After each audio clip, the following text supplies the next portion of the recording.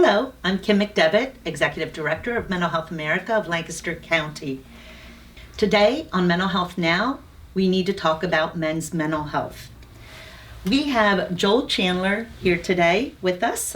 He is the Fitness Director of Your Life Gym. We have attorney William Z, and he is the Education Attorney for Apple, Yost, and Z. And we have Dr. Tracy Lavalius, the Executive Director of the Behavioral Health Service Line at Penn Medicine Lancaster General. Welcome, gentlemen. Thank you. So men's mental health has been a topic at Mental Health America for some time now. Men's suicide rates were rising prior to the pandemic. The first year of the pandemic, they actually decreased. And then in 2021, we saw the highest rates of suicide in 8 years. All this while women's mental health women's suicide is decreasing. What are some of the top societal pressures that face men today? And I'm going to ask each of you to answer that. I'll start the conversation. I think that, being in the healthcare environment, COVID has played a significant role, particularly from just a men's health perspective. So we've seen an increase in that recently. We've also seen an increase in what many men deal with from a depressive perspective. They sometimes turn to substance abuse. In order to be able to treat substance abuse in many ways, there's a social component to that, meaning that they go to groups, they go to different types of therapy sessions, and COVID being as it is has sort of isolated us from our support system, some of our natural support systems. So I think that has contributed to the recent increase in opioid use amongst males within Lancaster County. So we're certainly focusing on trying to decrease that as much as possible, but I do think that has been a significant impact. Interesting. Mm-hmm. How about you, Bill? What do you think are the pressures? I would say in my profession in particular, I think the never-ending workday as an attorney and the billable hour, I think with technology is great in many ways and allows us to do some really wonderful things for clients, but there's a feeling that you're always on. I know that's something I've, even in my life, had to balance, and trying to couple that with being a husband and a father, I think that can be really difficult. One of the other areas I see is the lack of ability for men to kind of get together and talk about those. I think there's some stigma there still, certainly, and those two things together, I think, make for a difficult work-life balance often. Mm-hmm. And you find that men are working more because of the pandemic, because they are working from home? I do. I think a lot of those, and some of the downtime that we used to build into our day in the car, or, I'm a big music guy, so being able to listen to some music during my commute or between meetings. But when you're home and home becomes the office, you blur those lines. It's difficult to shut that down, I think. Absolutely. Very good. How about you, Joel? I think, to piggyback off of what you both said, there's enormous pressure from the contrast between the force of what COVID did to society, the expectation for male behavior, which is provide and show up, and to not really have the space to do both adequately makes it very difficult. So that manifests itself with what men begin to internalize. We see that in the gym in some cases. We're not a place where we go poking, asking for people to share or anything. But when you train people, you get to know them and you start to hear some of the pressure that they're feeling. It comes out. You don't ask for it, but you hear about it. There's a lot expected of men that I think people don't realize is expected of men, and men think they can't crack. Mm-hmm. So how do you think that's different from generations past? To some degree, I don't think it's really going to change, because the male, as a creature, we might say, has some aspects of itself that will not change. But I think the form that shows up in society is going to have some sort of expression that does change over time. I don't think I don't think there's, unless we have like a matriarchal society structure, that we're going to see a whole lot of that shift tremendously. I think a lot of it's going to be the sort of, we expect to see men provide, lead, contribute, and be the emotional stability, the anchor, so to speak, in the family unit, for example, or in the friends group or something like that. Interesting. If I can add on to that, I had an interesting analogy that I gave years ago. Mother passed away, and this is in Texas, and so I grew up in a very religious family, and went to the funeral and came out of the funeral. My cousin, he was bawling he's just bawling his eyes out, and the pastor went over and talked to him, and basically, hold yourself together, because you're a visible representation to the rest of our family, and if you sort of cry and shed those tears, I think those types of representations, I think, are very permeant in males. I know for me, I sort of internalized that you really have to stay strong, and you have to stay strong not only for yourself, but you have to stay strong for those around you, because if you crack, if you break, then others around you will break. And so there's an obligation, I think, that's felt for men to be strong for the family, not just for themselves. So I think, just to your point, I think that's sort of some of the ways it manifests, at least in my life. That's interesting. So you don't think that will lessen? Do you think that will lessen? I guess I'll come at it from a little bit of a different angle, and someone who is a leader and a manager in a business. And I think there's been a shift sort of with gender roles a little bit, and we see more women in the workplace. And I think it's also difficult for men sometimes to be able to throw off those maybe misconceptions about what it means to be a worker or a leader, and understand how you balance that when you're working with female employees. Because I think those expectations historically, to your point about how this has changed over time, have looked different, and being able to balance that, and in some ways I think that may put more stress, mental stress on males in the workplace, being able to make sure that I am throwing off some of those gender stereotypes, but at the same time navigating the workplace. Yeah, the Me Too movement, yeah, absolutely. Yeah. I mean, certainly, yes. Yeah, and bringing up the Me Too movement, I'm sure there's a lot of pressure and stress on a male on what's appropriate interaction with females, and I imagine that's a stressor as well.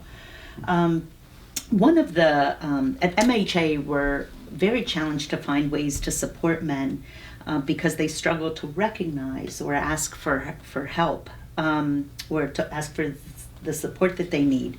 Why do you think men are less likely to seek help? And you shared a little bit about that, but even with their spouse or their partner or with a sibling, they might be less apt to reach out for support. Yeah, I talked a little bit about it earlier, and what I meant, if I was not clear earlier, is that men, particularly depression or have issues, they more internalize, and you see it more self-medication, and you see it more substance abuse. So even in the healthcare system, when we find a person that has overdosed in drug or alcohol, it may not be a drug and alcohol issue, it may be a manifestation of drug and alcohol. They masking depression or self-medicating because they, to what I spoke to earlier, don't necessarily feel comfortable feeling vulnerable, feeling not strong. I think society, as was spoken about earlier, certainly doesn't support a man being vulnerable. I mean, even from advertisements and just from everything that you see, you internalize as a young child. So that stays with you. And so some of this is unconscious, and I don't think it is as conscious as we make it. I think we have made strides in that, reducing stigma. Your program is a prime example of that, but I think we have ways to go. So each of you were invited here today because of the work you're doing in mental health. And what I'd like to hear more about is the change that, how you're changing the conversation and creating change within your community. So Mr. Z, you're passionate about mental health trauma-informed care, and particularly with advocacy and legal work that you do in schools. Do you see a need for more mental health support for young males in schools? And can you share a little more about that? Sure, I most certainly do. Part of the reason why I'm so involved in that work is because it's personal to me. I've experienced some of my own trauma, and processing through that, particularly in education, teachers were very important to me as an anchor and being able to be successful. And one of the reasons I really wanted to get involved in advocacy work with educators around this is seeing so many, as an education attorney, so many young men who are being suspended, expelled from school. We have a problem with the school to prison pipeline.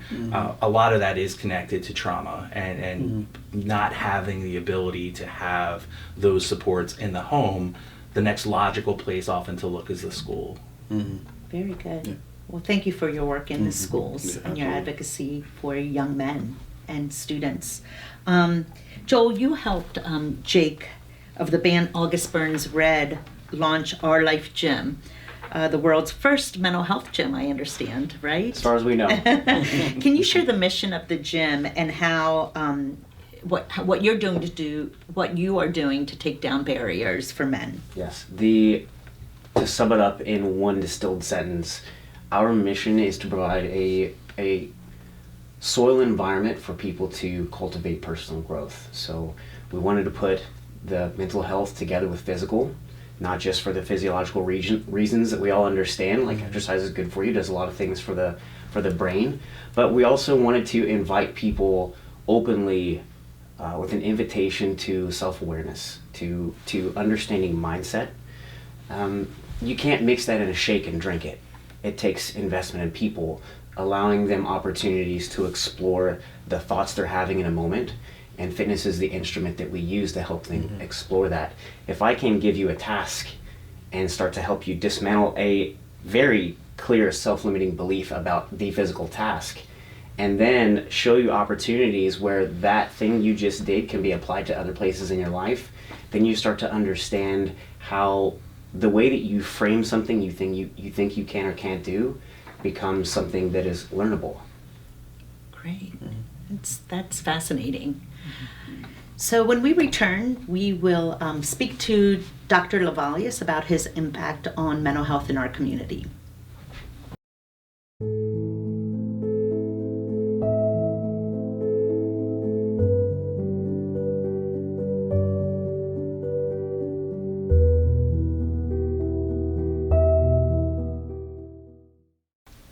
Hello, welcome back to Mental Health Now. My name is Kim McDevitt. I am the Executive Director of Mental Health America of Lancaster County. Today we're talking about men's mental health. We have with us Dr. Lavalius, Mr. William Z, and Mr. Joel Chandler. Welcome, gentlemen. Thank you. Thank you. So before the break, we talked about the impacts that you're making on men's mental health. So Dr. Lavalius, you are the Executive Director of Behavioral Health Service Line at Penn Medicine Lancaster General Health. What would you say the prominent barriers are in treating men, and what are you doing to change that? I think we talked a little bit about it earlier. I do think that stigma, perceptions, societal perceptions, have really caused men to forego treatment, and we see that in a variety of other health conditions, high blood pressure and the like. I think it is incumbent upon us to empower caregivers. Men have been more likely to listen to people who they love, wives, children, the same way that they have take your dad to appointment day and things of that nature. I think we have to start doing some more quality initiatives. I spoke a little bit earlier about the self-sacrifice that many men make on behalf of their family. I think we can engage family members more. I think that we can reduce the barriers to having them seek treatment and letting them know that it's okay to feel vulnerable. And I think that's going to have to be done by family members, caregivers, and society alike. I think we've done a really good job just in making awareness present in our community. I think for any behavior change, I think awareness is a first step in that, and I think we've begun to make individuals aware that you can seek help and you can receive treatment. That's great. I know at Mental Health America we're doing education in schools, in middle schools and high schools.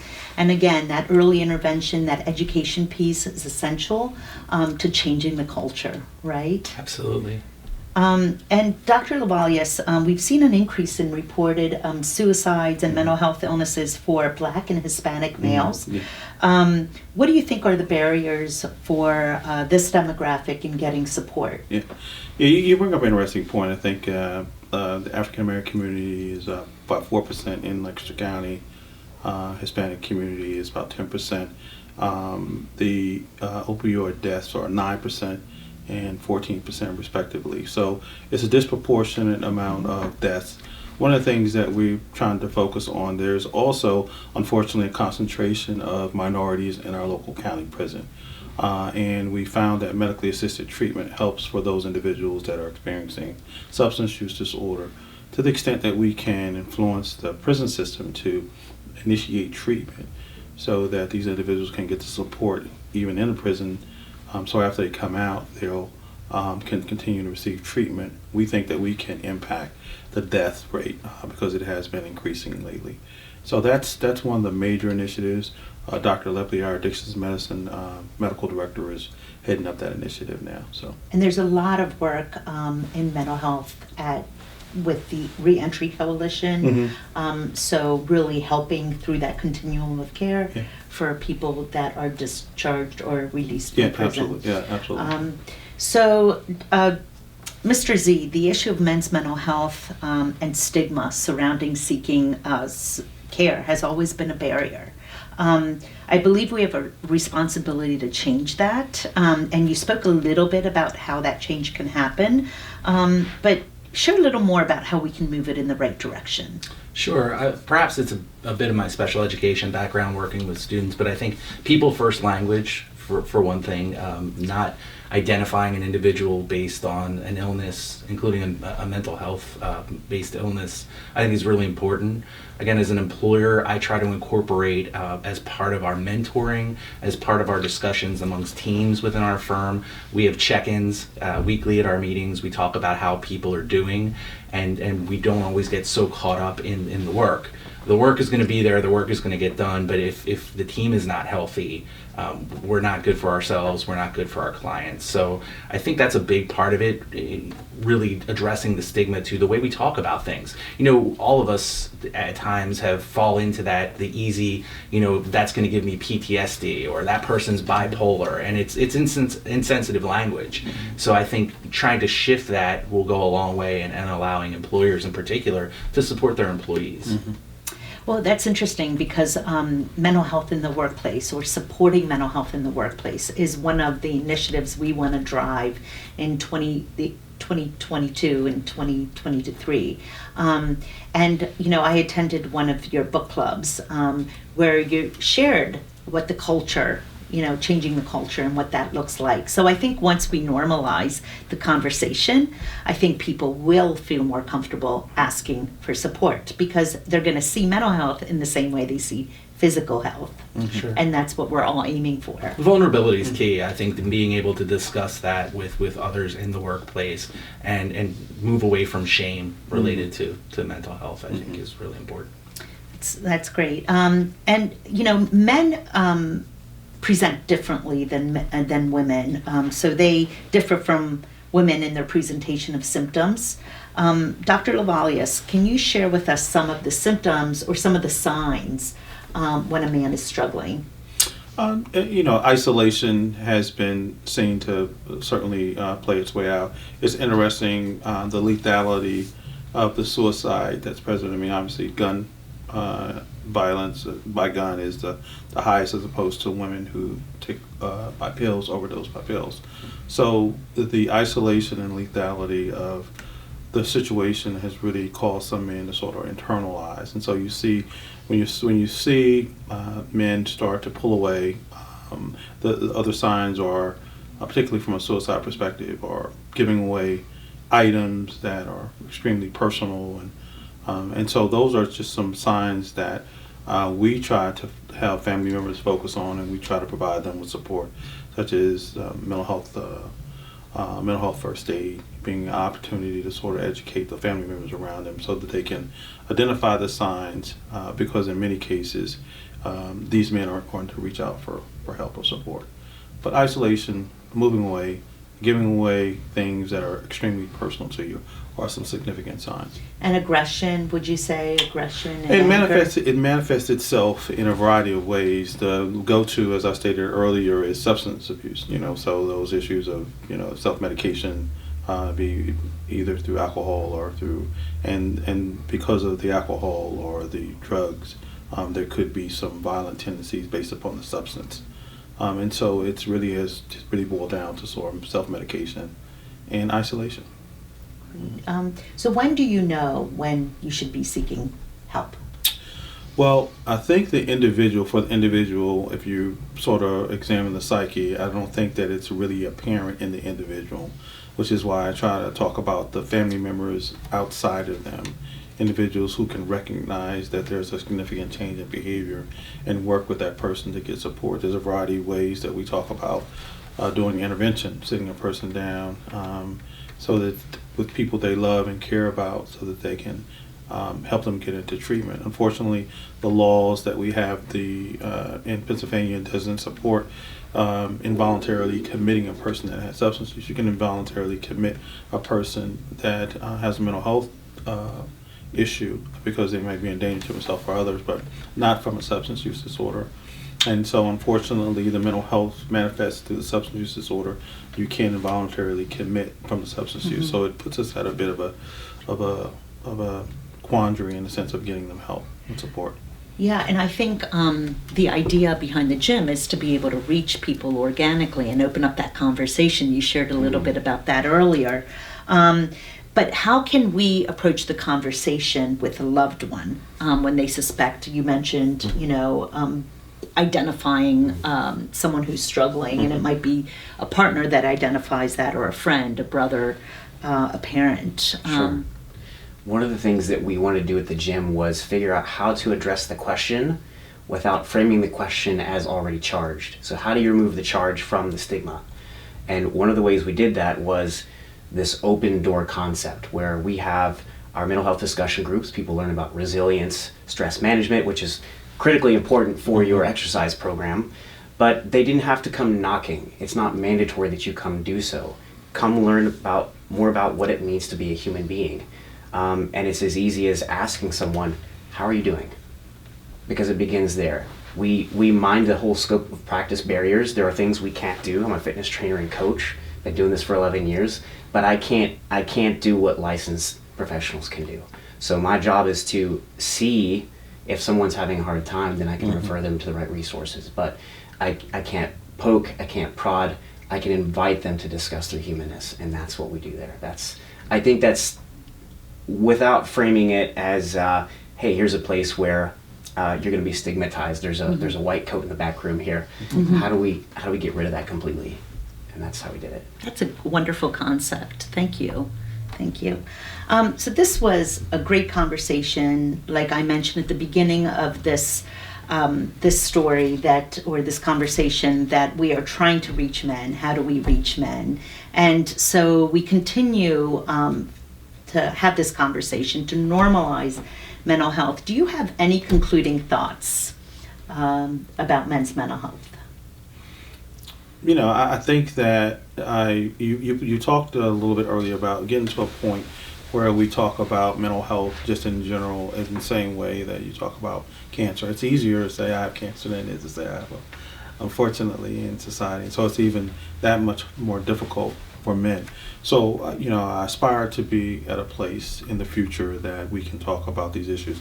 And this is a major step forward. So I appreciate you for having me here. Thank you. Mm-hmm.